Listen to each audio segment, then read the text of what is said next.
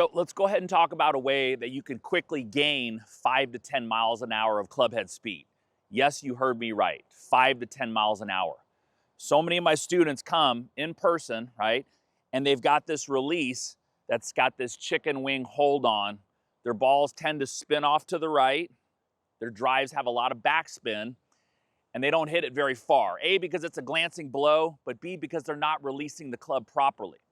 Okay, so when I grew up, I had the good fortune to play with a lot of good amateur golfers, club champions at the course that I played at, and they'd all be standing there talking to me on the tee box, and they're always going like this, just back and forth, shooting the breeze, you know, waiting for their turn to hit, and they're always moving the club like this.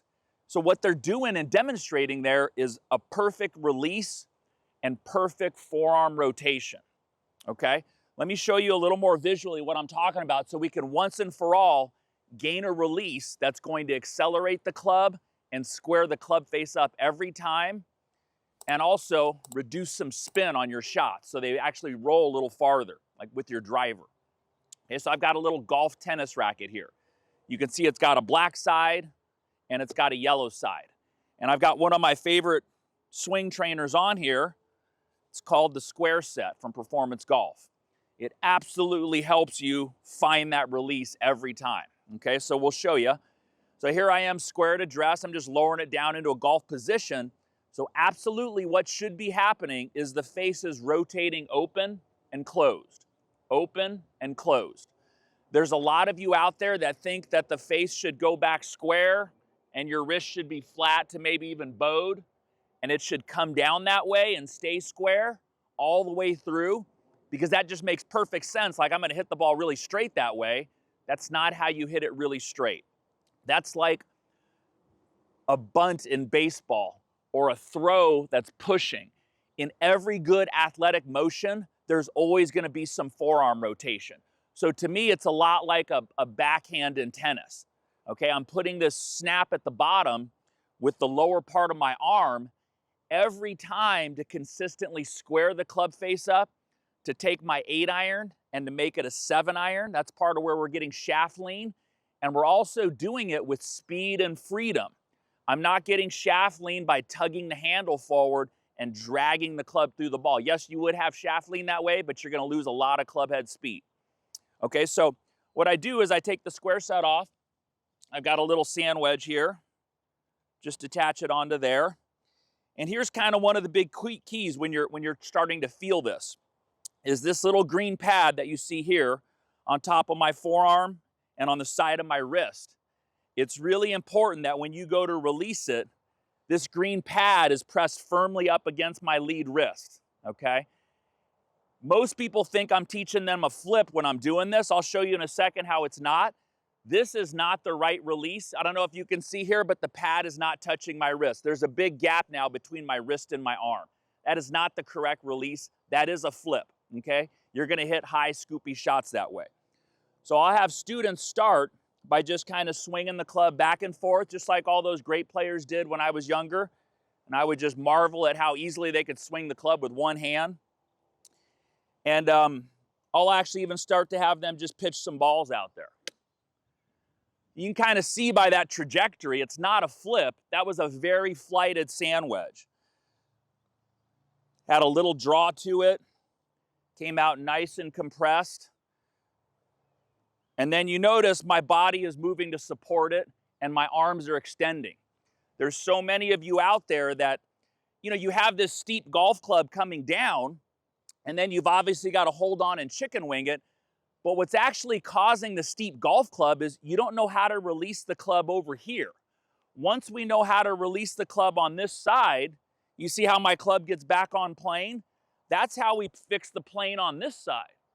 So it's really important that your exit plane be correct in order for you to get your downswing on plane. So any of you that have that steep shaft, the square set is great for that.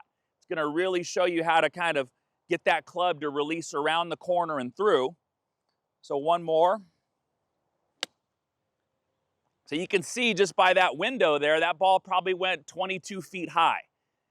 It's not a flip. That's a very compressed, flighted wedge shot. When I hit this wedge full, it's my 54. It goes about 105 yards. So I'm not scooping, I'm not flipping. Okay, and then we can kind of just take some regular swings with 2 hands on and just mimic that one arm feel.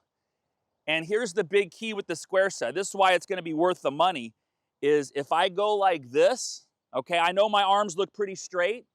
That is a flip. You can see when I take my right hand off, the green pad is not touching.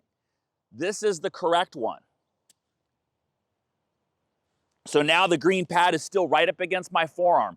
That's the difference of having a club face that's square compared to, say, 4 to 5 degrees open.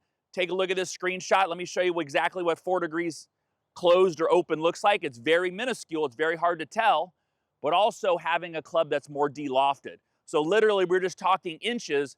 That's why this trainer is so valuable, okay? So go out there, take a look at maybe getting something like this. Definitely start to practice with your lead arm and having that club rotate freely and correctly through the ball. There should be a feeling of a snap, a release, an extension, almost a throwing feel as you come through. We're not pulling, we're not tugging, we're not muscling with the upper body. We really want that free release. You'll see great players, they talk about, and they show this a lot. Just watched a video with Phil Mickelson here the other day. Really great insights as to why he's a 6-time major champion Hall of Famer. Check out some of his insights on how he feels he releases the club.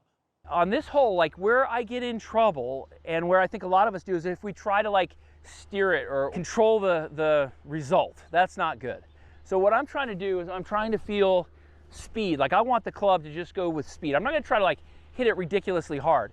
But when I do hit it harder or swing faster, I try to feel the club start releasing earlier in my downswing rather than waiting for the ball and then trying to find it. So what I want to feel is I want to feel speed and the release, because I know that if that'll match those two, that'll help me hit it the straightest. I'm not worried about hitting a bomb here. It'd be nice, but I'm more worried about just feeling the speed of the club with the release. So I've been really loving this square set. It just fits right in your golf bag. It snaps onto a club very easily. You can hit shots with it. You can take it home and make practice swings if you're a little, strapped for time. There's a link in the description below if you're interested in kind of getting one and working on your own release. But other than that, thank you for supporting the channel. Feel free to like and subscribe if some of my content has helped you out, or if you start hitting the ball farther because you release the club better. Also, if you want to check out another video on how to release the club more efficiently, I've got one right here too. Have a great day. I'll see you next time.